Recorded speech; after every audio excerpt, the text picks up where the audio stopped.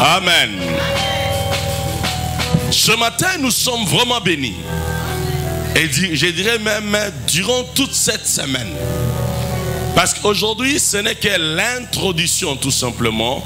Ce n'est que l'introduction.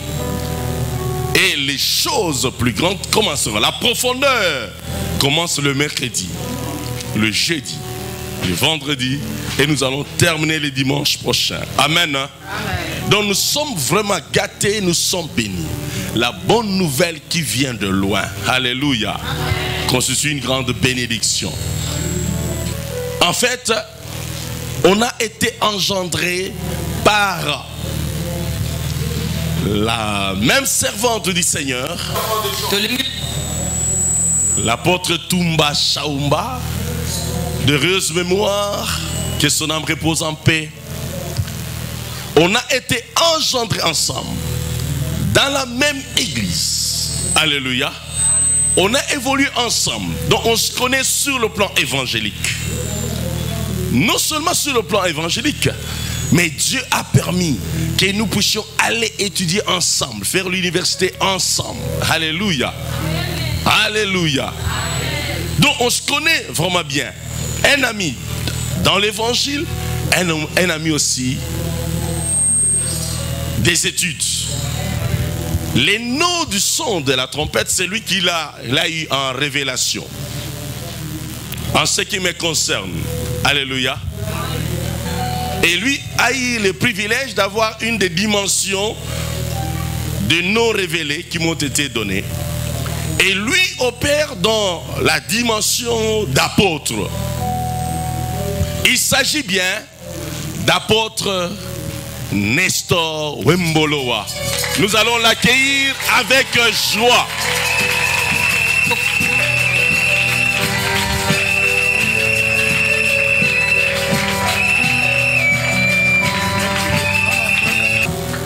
Il a oublié de dire une chose, que je suis aussi cofondateur de Merveille. Quand le ministère avait commencé, je suis venu aussi prêcher à Kitambo de l'autre côté là-bas. Donc il y a aussi la part de ma pierre que j'avais posée quand cette église était encore dans l'informe, avant qu'elle prenne la forme. Donc je suis aussi cofondateur de Merveille. Comment les choses ont commencé et j'avais posé ma pierre. Est-ce que quelqu'un peut dire Amen? J'aimerais que quelqu'un puisse nous acclamer une offrande d'acclamation, d'action de grâce avec des cris de joie. Merci. Merci.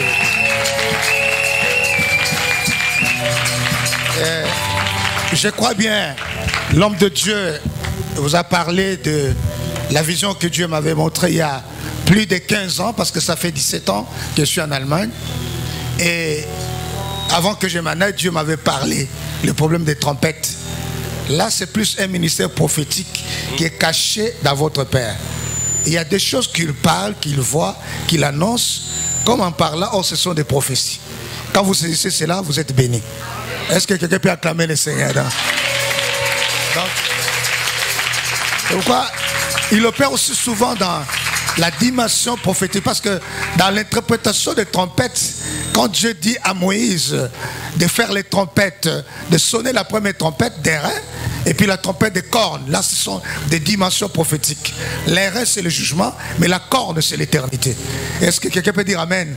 Alors lui sonne tous les deux trompettes. Des fois il sort dans la dimension de jugement, il annonce un message de repentance pour interpeller, mais la dimension de corne, l'éternité, pour bénir le peuple.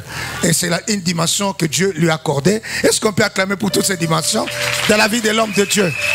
Merci. Mettez-vous assis. Je dis d'abord merci à Dieu qui a permis que je puisse partir et revenir sain et sauf. Il y en a qui partent qui ne reviennent pas. Il y en a qui partent qui reviennent des personnes mortes. Mais moi je suis revenu dans mon pays et je suis reçu par l'église Merveille, et qui est dirigée, établie par mon ami le révérend Jean-Louis, et qui me reçoit parce que je suis arrivé avant-hier. C'est la première fois que j'ouvre la bouche de parler, et je ne parlerai qu'ici, et puis je prends mon avion, je pars. Est-ce que quelqu'un peut dire Amen pour ça? Alors, je dis merci à Dieu et je dis merci à l'ange de la maison qui a ouvert ses portes en tant qu'apôtre pour permettre à d'autres ministères de venir fonctionner. Parce que c'est une grâce que quelqu'un puisse te recevoir et te donner la chair de parler au peuple de Dieu. Est-ce qu'on peut acclamer pour cette grâce que Dieu m'a donnée au travers de son serviteur? Alors, nous voulons aujourd'hui faire ce qu'on appelait par notre professeur qui nous donnait le cours Vango, l'initiation au travail scientifique.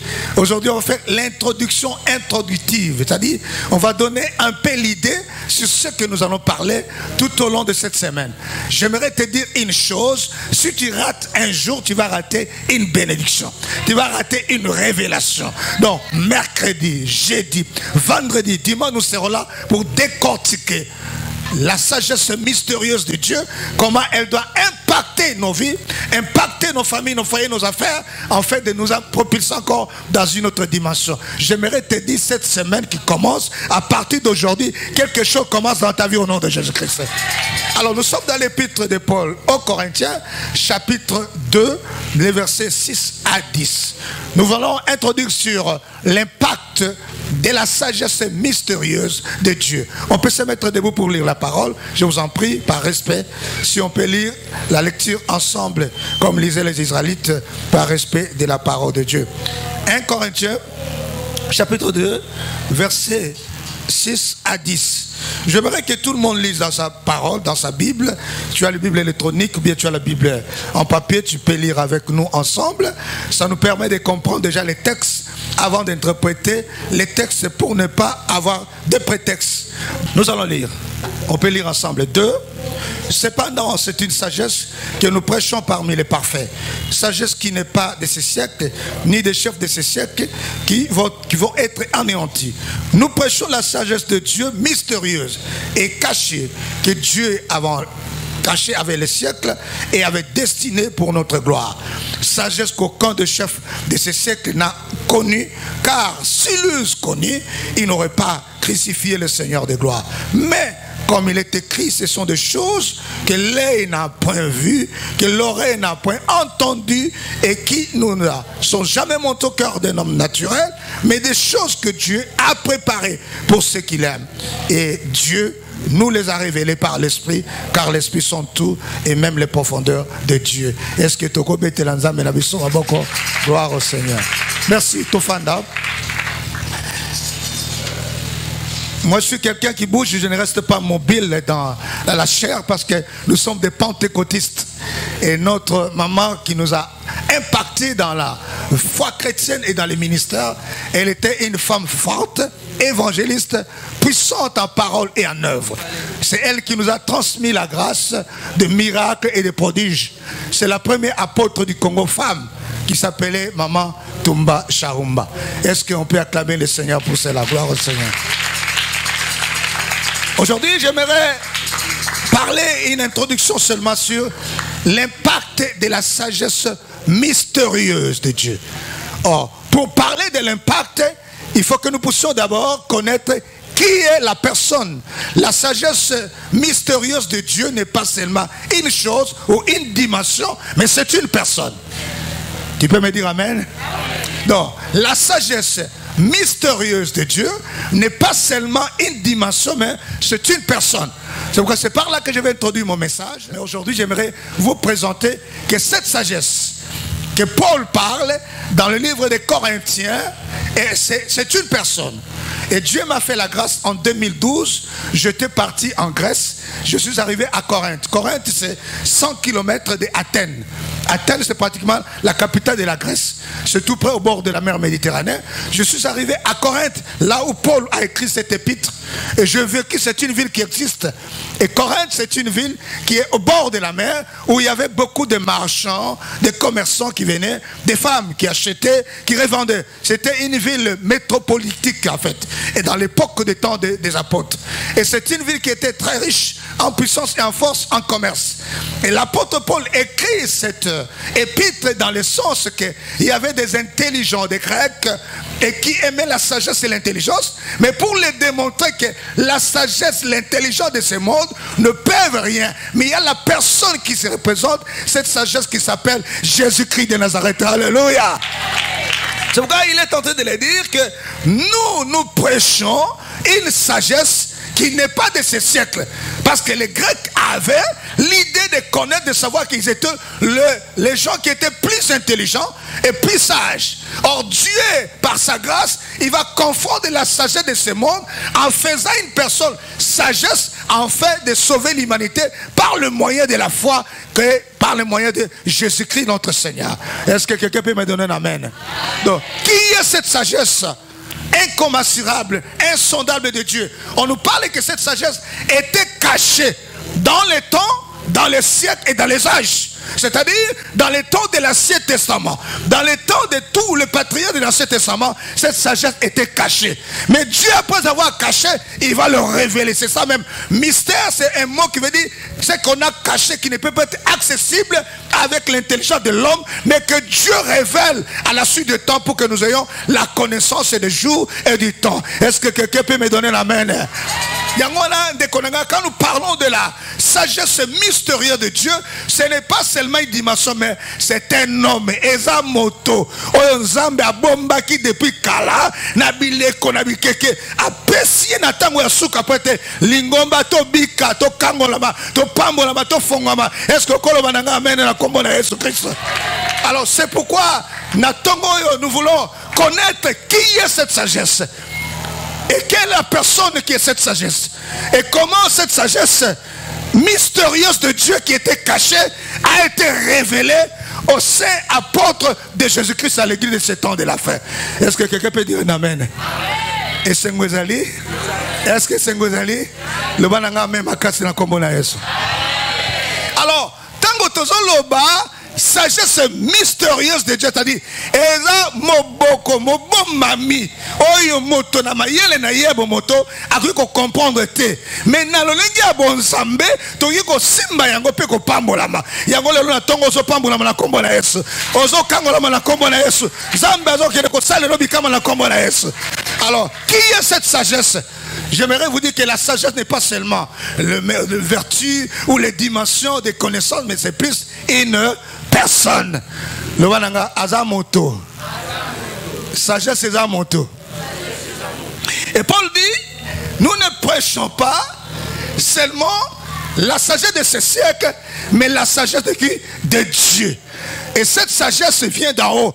C'est pourquoi un jour Jésus va se retrouver au territoire de Philippe de Césarée. Il va poser la question à ses disciples: qu'est-ce que les gens disent de moi que je suis? Parce que Christ s'est révélé dans les évangiles, son identité et son humanité.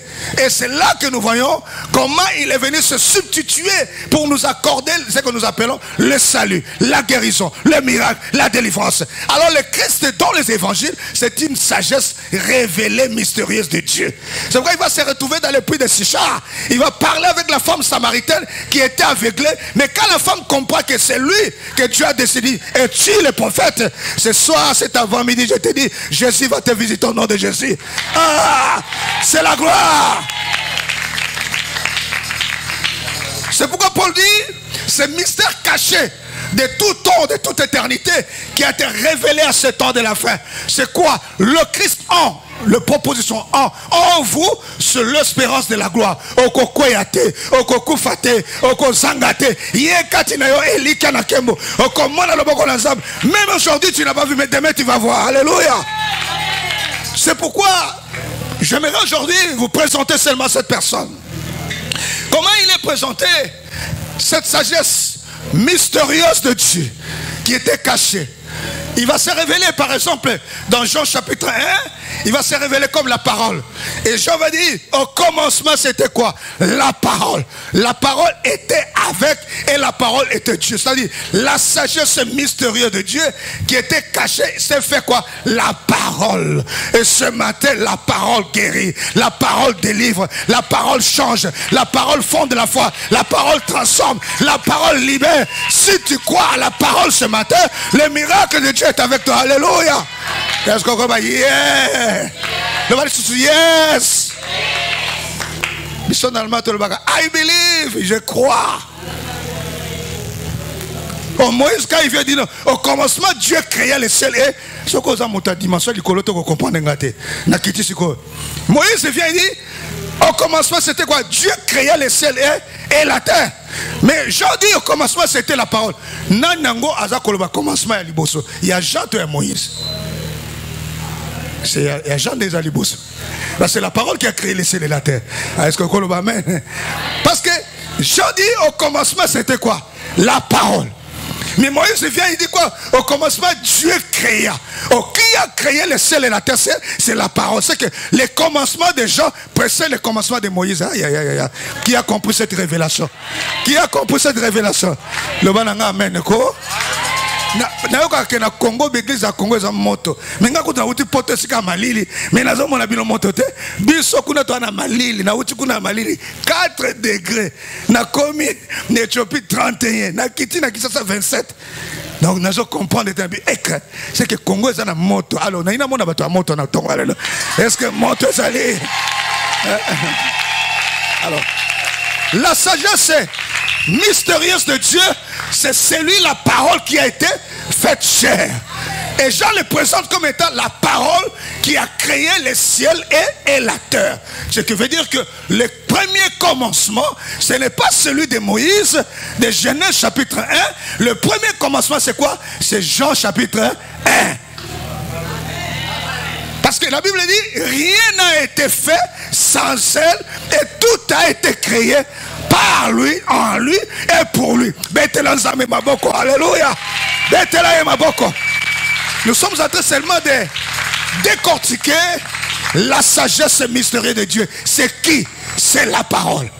Donc quand tu crois la parole, quand tu reçois la parole et quand tu appliques la parole, tu es tenté de faire quoi? D'appliquer la sagesse mystérieuse de Dieu.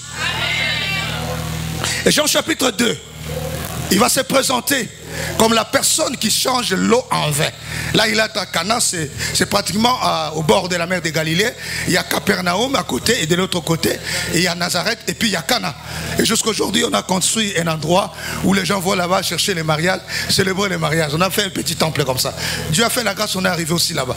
Et Cana, Canaan, qui est une petite ville de Nazareth, de Galilée. Et Jésus, dans Jean chapitre 2, Jean va le présenter comme la personne qui change les choses. Comment il va laisser la fête commencer, les gens danser, boire, mais après il va prendre ses mains de l'eau et changer l'eau en vin. C'est-à-dire Jésus, Jean chapitre 2, le présente cette sagesse mystérieuse de Dieu comme celui qui change les choses. C'est matin les choses vont changer dans ta vie. Alléluia.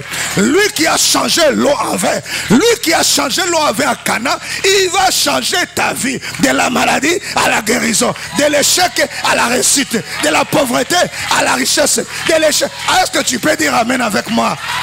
Il va changer aujourd'hui. Je te dis pas il va changer demain, parce que Jean chapitre 2 le présente comme lui la personne qui change l'eau en vin. Et comme il a changé l'eau en vin, c'est le premier miracle de la Bible, du Nouveau Testament. Et l'Esprit te dit, il n'est pas seulement fait à Cana, mais il va le faire aujourd'hui à Kitambo, à Merville, ici dans Banga, la terre numéro 7. Si tu crois, tu allez recevoir ton miracle au nom de Jésus-Christ. Et Jean chapitre 3, il va le présenter comme la personne qui donne la nouvelle naissance, la sagesse mystérieuse de Dieu.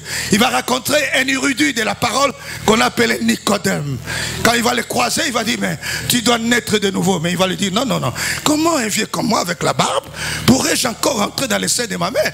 Et Jésus va lui dire, mais quand je te parle des choses de la terre, tu ne comprends pas. Mais quand je te parlerai des surnaturels, tu ne vas pas comprendre. Est-ce que quelqu'un peut dire amen avec moi? Jésus est présenté dans Jean chapitre 3 comme étant la personne qui donne la nouvelle naissance. La nouvelle vie commence. Tu peux dire amen. Bon, moi, sikezo banda. Makamba sikezo banda. Na vie na yo. N'église yo. Makamba sikezo banda. Makamba sikezo banda. Makamba sika ezo banda. Lelo. Il va le présenter comme étant la personne qui donne la nouvelle naissance. Nicodème, un érudit de la parole, mais qui ne comprend pas, un rabbin, mais qui ne comprend pas le mystère de la nouvelle naissance. Jésus va lui dire, mais comment toi, un grand docteur de la loi, tu ne comprends pas ces choses? Mais il dit, comment pourrais-je rentrer dans le sein de ma mère? Lui parlait de la naissance naturelle, mais Jésus lui parlait de la naissance nouvelle qui était de l'esprit. Ah, la sagesse mystérieuse de Dieu. La sagesse mystérieuse de Dieu n'opère pas à la méthode des hommes. Ne voit pas les choses à la méthode humaine, mais voit les choses dans la dimension prophétique. Prophétique révélée. Caché. Or, la nature de Dieu, c'est de cacher les choses, mais la nature des rois, c'est de faire les sonder afin de recevoir la révélation. Sans révélation, on est perdu. C'est pourquoi la révélation, c'est d'abord la parole. Comprendre la parole. Amen. Mais il arrive dans Jean chapitre 4, nous sommes en train de décortiquer la sagesse mystérieuse de Dieu dans l'évangile des gens. Il arrive dans Jean chapitre 4, là, c'est pratiquement Samarie, parce que c'est la première ville, après vous recevrez l'Esprit de Dieu, vous serez mes témoins à Jérusalem, à Judée, à Samarie, aux extrémités de la terre. Or, les Samaritains sont des semi-juifs, c'est-à-dire, ils ont une partie des païens et une partie des juifs. Jésus va s'asseoir dans le puits de Sichar. Et il faut bien regarder parce que l'heure que Jésus va s'asseoir dans le puits pour enseigner la femme, c'était l'heure de midi. C'est l'heure où les femmes venaient pour pousser de l'eau. Au midi, ça fait chez nous, c'est 6 heures. Parce qu'il faut retourner 6 heures pour comprendre l'heure des Juifs. Nous avons une différence. Jésus va s'asseoir et dit, ma femme, il dit, femme, donne-moi de l'eau. Jésus dit, mais comment toi qui es juif et moi, il n'y a pas d'entrée. Jésus, la femme ne comprenait pas que la personne qui lui parlait était la sagesse mystérieuse de Dieu. Dieu qui s'est incarné dans l'homme pour sauver l'homme. Parce qu'il n'y a que l'homme qui peut sauver l'homme. Il ne devait pas sauver les humains en tant que Dieu, il devait se faire homme pour prendre la nature du péché pour nous sauver. Alors il a dit, femme, donne-moi de l'eau. Il dit, mais quoi? Moi, je ne peux pas te donner avec les Juifs, il n'y a pas d'attente. Il dit, mais non, femme, l'eau que je vais te donner, tu n'auras plus soif, tu ne viendras plus boire à ce lieu. La femme ne comprenait pas. Tu sais, la sagesse mystérieuse, tu ne peux pas comprendre avec l'intelligence humaine. Il faut une révélation. Est-ce que tu peux dire révélation? Non, non, non, moi, je vais bien faire. Bon, fongwami. On va aller sous madame. Bon, fongwami. Maintenant, en français, on va révélation. En anglais, on va révélation. En allemand, on va Offenbar. On va aller sous ma boque, ma casse. Nous, moi, Nestor, je prêche la sagesse mystérieuse de Dieu qui était cachée à tout temps. Là, je suis en train de vous révéler. Cette sagesse s'est manifestée seulement dans l'évangile des gens. Nous sommes au chapitre 4. Jésus va se révéler dans le chapitre 4. Pas comme tout simplement le Messie ou le prophète. Là, c'est la femme qui parle. Mais les donateurs de la vie. Il dit, l'eau que je vais te donner, tu n'auras plus jamais soif. Or, la femme continue à boire l'eau des citernes des puits de Jacob et elle avait toujours soif. Alors Jésus se révèle dans cette identité, cette dimension de la sagesse mystérieuse de Dieu comme étant les donateurs de la vie. Les lots azopé c'est un bon mot. Et si quand ils se couffent, ils ont c'est quoi? Et si qu'ils là qu'ils sont ils ont la moka. Est-ce que quand le bamène ah le bananga mène ne c'est quoi de konanga? Non, le chapitre 4, Jésus comme état sagesse mystérieux de Dieu révélé, il se présente comme l'auteur, les donateurs de la vie. Il dit, femme, si tu bois cette eau, tu auras toujours soif. Nous sommes seulement dans l'évangile des gens. Aujourd'hui, c'est seulement l'évangile des gens. Alors mercredi, jeudi, vendredi, on décortiquera d'autres évangiles.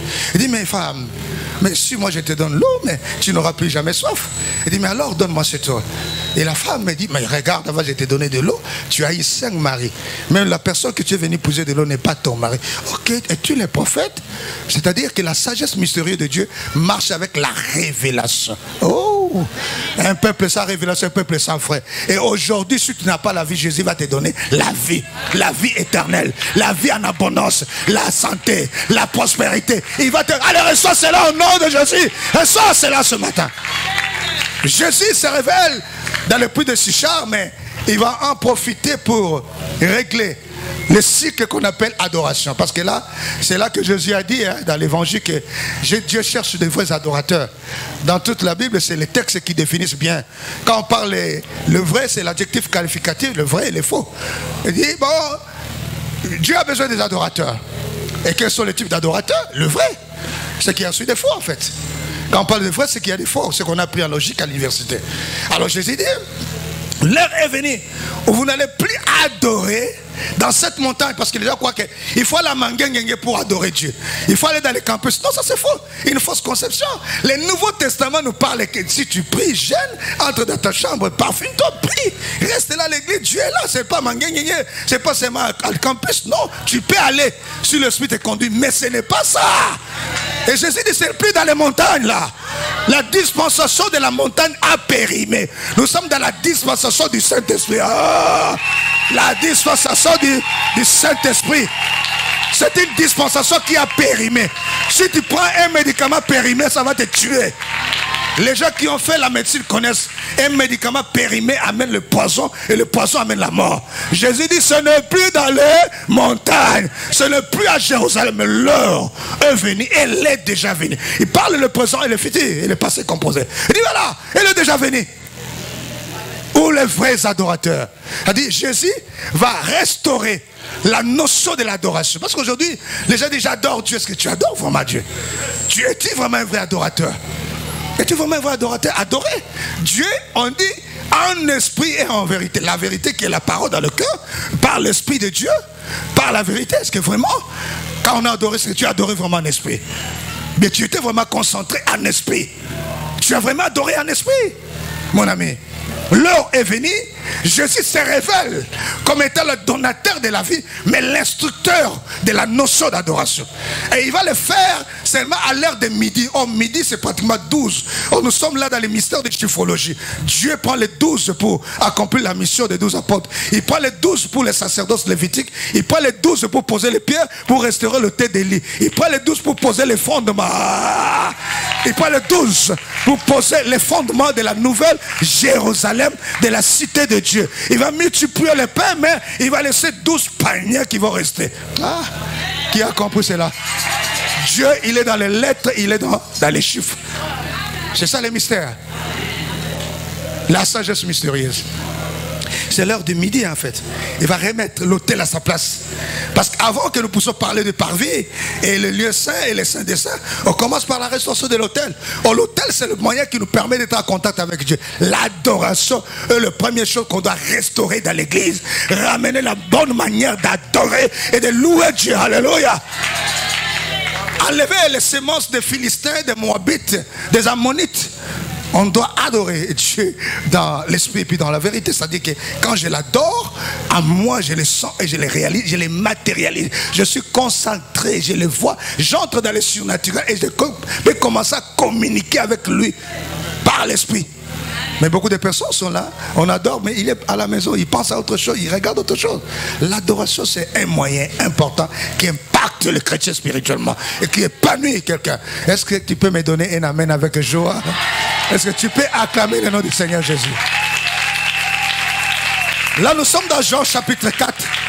Nous avançons avec l'évangile parce que j'ai dit aujourd'hui, je vais faire l'introduction introductive. C'est-à-dire, je vais donner seulement le goût du message. Mais le mercredi, on va déchiffrer ou décryper ça en profondeur. Il dit encore quoi? On avance chapitre 5, il va raconter ce que nous appelons pratiquement l'estropié qui a fait 38 ans. Je peux appeler dans notre français, pas l'estropié, le paralytique ou l'infirme. Il va raconter cet homme qui a fait 38 ans dans les piscines de Bethesda. Il va le raconter là-bas. Mais veux-tu être guéri? Mais on nous dit dans cette piscine, il y avait 5 portiques. Jésus se représente dans cette piscine comme la personne qui guérit les paralytiques. Aïe, aïe, aïe, aïe.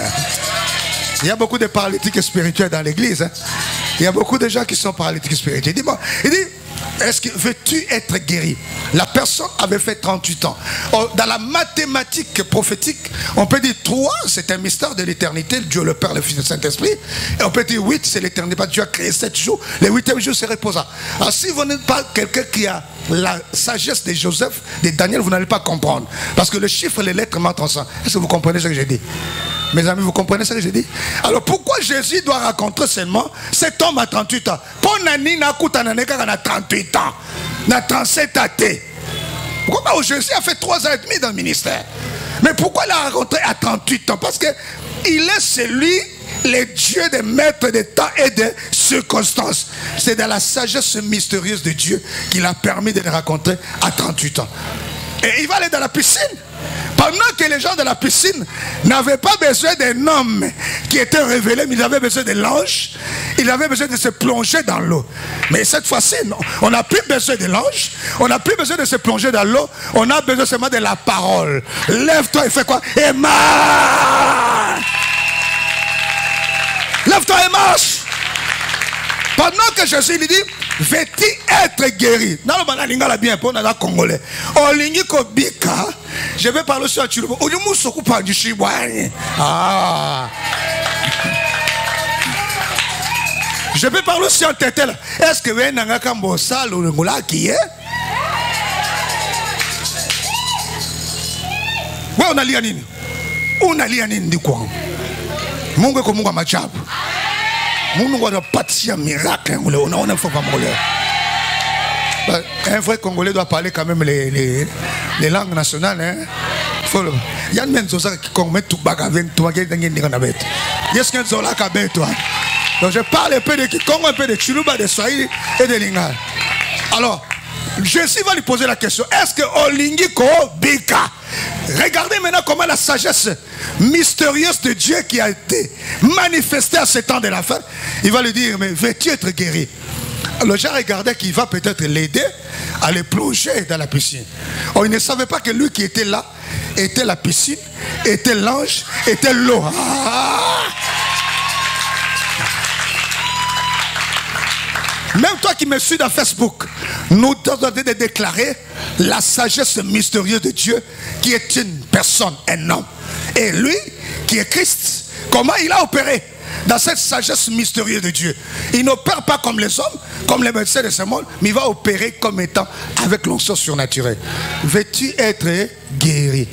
Mais la n'a dit, nana ngazo tunanga na inabik ngana fandi ambula zomi na mbula tukubisa tunamine na mwambe motozo bikisanga zate soki anja ya ningi simai moto moko ke liboso ngana bikate siko yo zo tunanga nini ngai nazana moto moko awate amani ko funda bato bazana bolingo te basali sanaka te bazo sunga ngai te soki moi janingi simai moto moko akei liboso na ngai ngana za abuka ye lingala makanza ya abuka ye ngana za paralytique naza mokakatane nana nga ko bikisanga.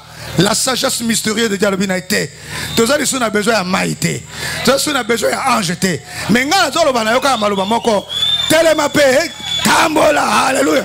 Alors, Liloba, Oekela Kinyoso, Epesie Makole Asika, Epesie Misise Asika, Epesie Misuni Asika, Moto Telemakata Sanini, Atelemi, Apumbakata Sanini, Abaniko Pumba, alléluia. Est-ce que Kobeta Maboko? Ça c'est la sagesse, la manifestation de la sagesse mystérieuse de Dieu. Yozo c'est peut-être que Okobika tango anja koningisa maite mais nazolo bakande nazo teabo so oza malade kamata déjà guérison na yo. Ceux qui ont un problème, joie déjà solution na yo. Mais si bino semaine esa semaine y impact. Toko yo kama kamuna no toyokate. Toko mona makamuna no tomonate. Soko ndimino ba yes. Ah oui, lève-toi et marche. À ça qui est ma beau côté. Il a pris seulement la parole qui a créé toutes choses. Cette parole est partie toucher les pieds qui étaient infirmes, a remis de nouveaux pieds, a remis encore les jointures, a remis les nerfs. La personne s'est levée et il a commencé à marcher. Il a pris son lit, il est parti dans sa maison. Je te leur donne aujourd'hui, lève-toi et marche.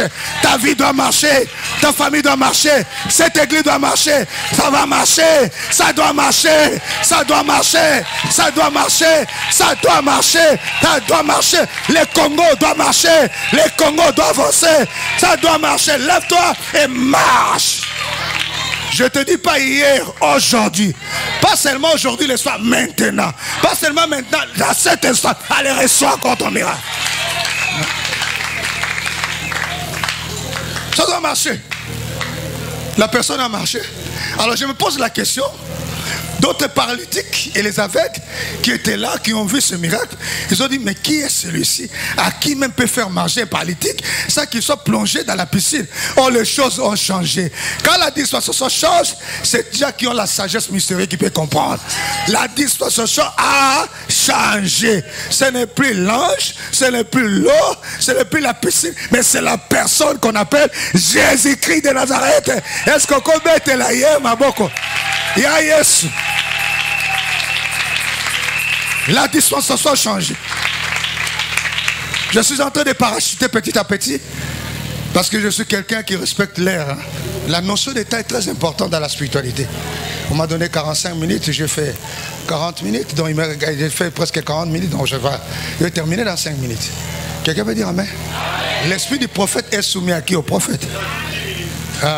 L'esprit des prophètes est soumis au prophète. Bon, l'ange de la maison m'ajoute 10 minutes. Je peux encore vibrer dans ces 10 minutes encore. Je n'ai pas encore lâché des bombes. Je n'ai pas encore lâché encore des missiles. Je suis encore au Jean chapitre 6. Jean chapitre 5. J'avance au chapitre 6. Mon ami, tu connais? Jean chapitre 6, c'est là que Jésus a multiplié le pain. Jésus multiplie le pain.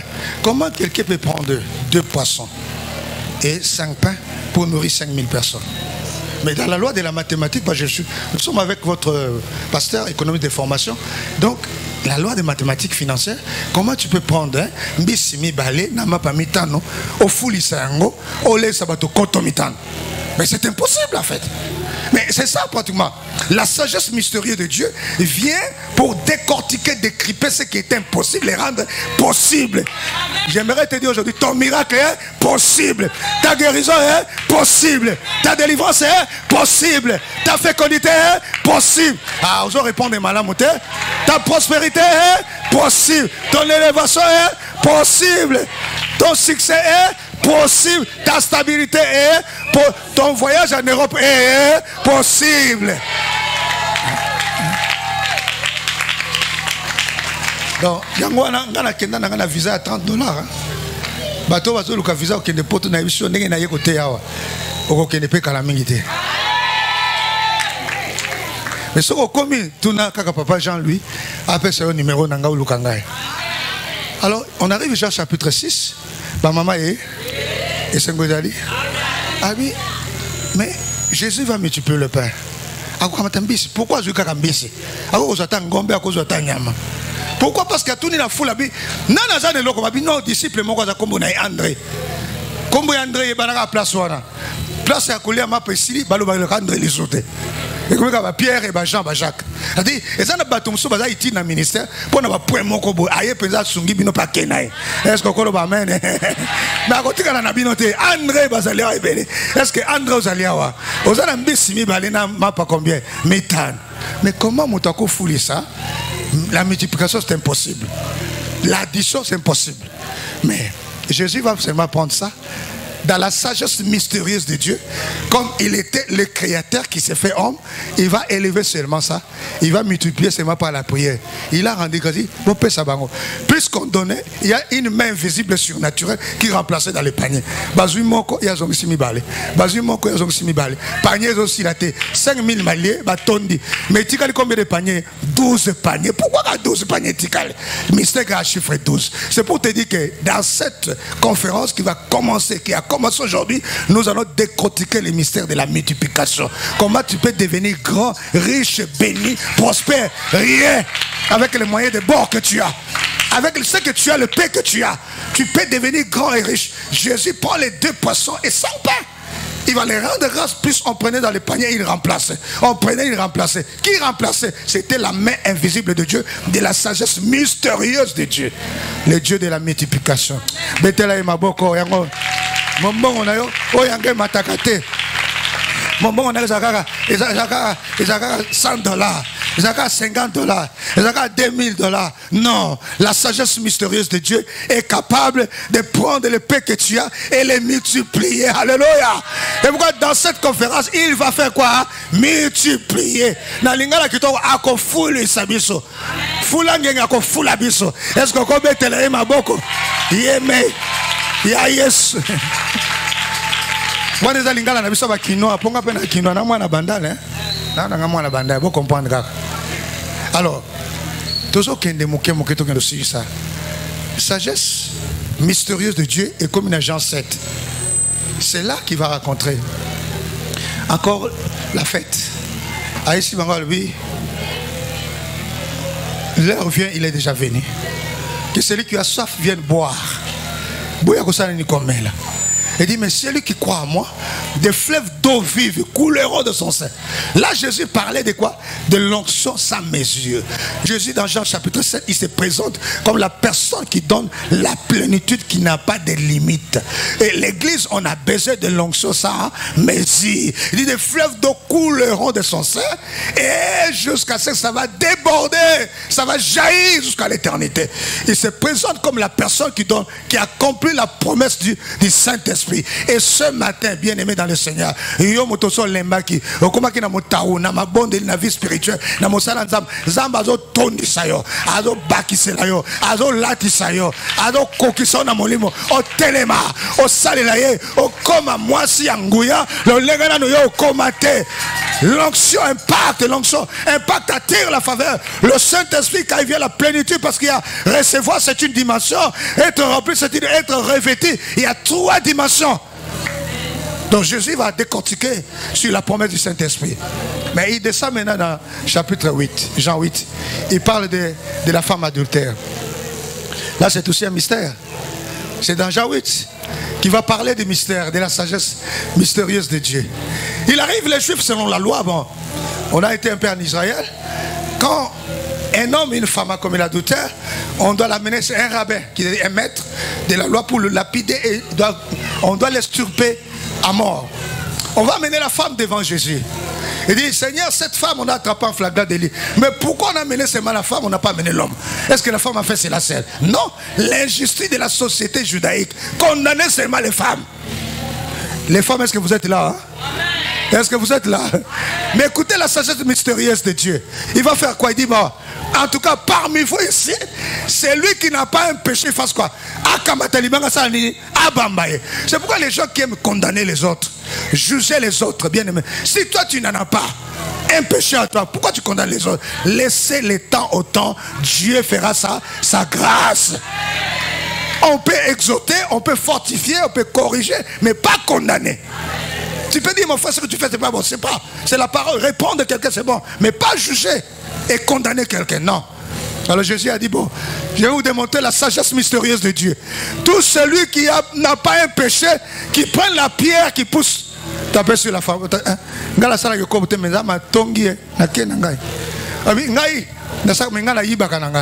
Et Jésus lui dit encore, femme, je ne te condamne pas, je te pardonne, va, mais ne pêche plus. Est-ce que Jésus va introduire la notion de la grâce pendant qu'il est venu travailler sous la loi. Ça, c'est la sagesse mystérieuse. Comment il peut pardonner une femme sous la loi? Il introduit la notion de la grâce pour démontrer la sagesse mystérieuse de Dieu qui était cachée, qui vient pour justifier l'homme, pour rendre l'homme heureux dans le Nouveau Testament. Il dit, femme, je ne te condamne pas, je te pardonne, mais va et ne pêche pas. Ne pêche plus, ne tombe plus dans le péché. Et la femme, et tous les hommes sont partis, j'étais confondu. Je vais terminer par Jean chapitre 9. C'est là qu'il y a aussi des mystères. On arrive dans la sagesse mystérieuse de Dieu. L'évangile de Jean, on est seulement dans l'évangile de Jean. Il dit, Jésus rencontre un aveugle de naissance. Mais c'est très polémique. Comment quelqu'un peut-il naître aveugle? Comment mon tama aveugle de naissance? C'est un sujet polémique. Les gens qui passaient disent, mais non, il y a un botamé aveugle parce que ma papa n'est pas soumukaki. Ah! Il y a un botamé aveugle parce que il y a moko asumukaki. Sikoyo, batuni Yesu. Yo olobi nene. C'est pour te dire que Jésus, qui incarnait la sagesse mystérieuse de Dieu, il devait les interpréter pourquoi la personne était née aveugle. Il dit non, ce n'est pas ses péchés. Comment ce n'est pas aussi le péché de ses parents, mais ça fait que les œuvres de Dieu soient manifestées. Est-ce qu'on comprend ma cambo de Konanga? Ah oui, non. La société dit non, c'est ses parents. Ce sont les liens des parents. Jésus dit non, ce n'est pas les liens des parents. Ce n'est pas les parents qui ont péché. Il dit non, c'est ses propres. Mais comment il a péché? Depuis la grossesse de sa mère, il va pécher comment? Parce qu'il est né aveugle. Il ne connaît même pas la couleur du jour ou de quoi, du mois, de l'année. Il est né aveugle. Et Jésus va dire non, ce n'est pas ses parents. Ce n'est pas ce péché. Mais ça fait que Dieu manifeste la sagesse mystérieuse de Dieu. Et là, il va utiliser les éléments naturels. Il va cracher par terre. Il va prendre la terre, il va faire la boue, il va appliquer dans les yeux de l'aveugle et il va lui dire d'aller se laver au réservoir. Comment Motamo Nakate a que nous se laver dans le réservoir? Mathématique impossible. C'est là que nous voyons la sagesse mystérieuse de Dieu. Est-ce que Kolo Bananga amène de Konanga?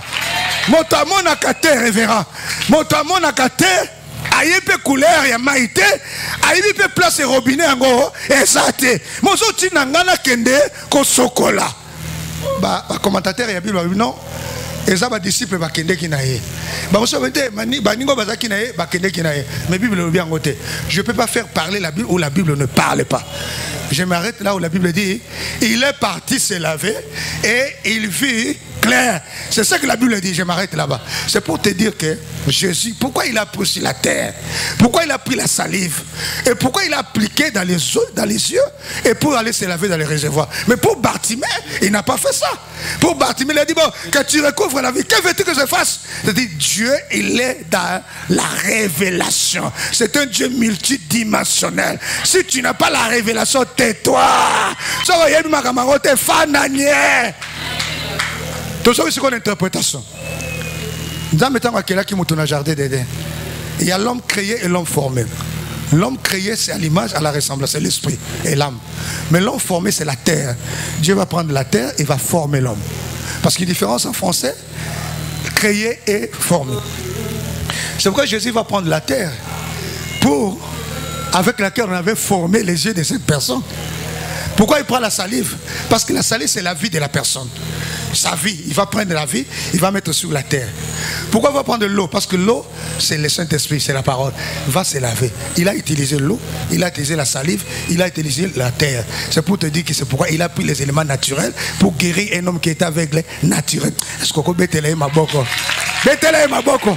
La sagesse mystérieuse de Dieu va utiliser la terre qu'il avait formé l'homme dans Genèse 2 et va prendre l'eau et va prendre la salive qui fait partie de sa vie, va remettre dans la terre, comme il a soufflé de ses narines, et l'homme devait un être vivant dans le jardin d'Éden, disons, dans Genèse chapitre 2, Jésus va appliquer les mystères de la création, Genèse 1, Genèse 2, et il va guérir cet aveugle, parce qu'il était aveugle naturellement, depuis sa naissance. Et il va lui dire, va se laver, il se lave, il voit clairement. Mbola au komona clair, makambo yo mona clarté au komona clair, mbolo to komona clair, na séminaire to komona, ah bozolo ba mara na séminaire tokomona, na séminaire tokomona, na merveille tokomona, na sanzo tokomona, mokola lelo tokomona, ale betela Yesu maboko, alléluia.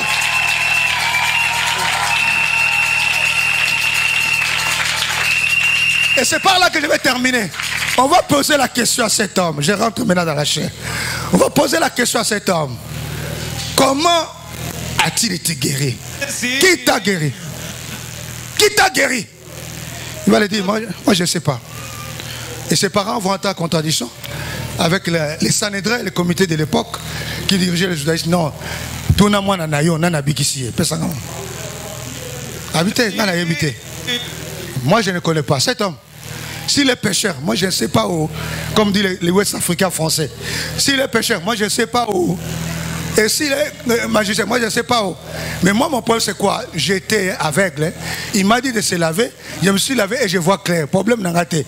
Mais cet homme il s'appelle Sama Jésus de Nazareth. C'est lui la sagesse mystérieuse de Dieu. Ah!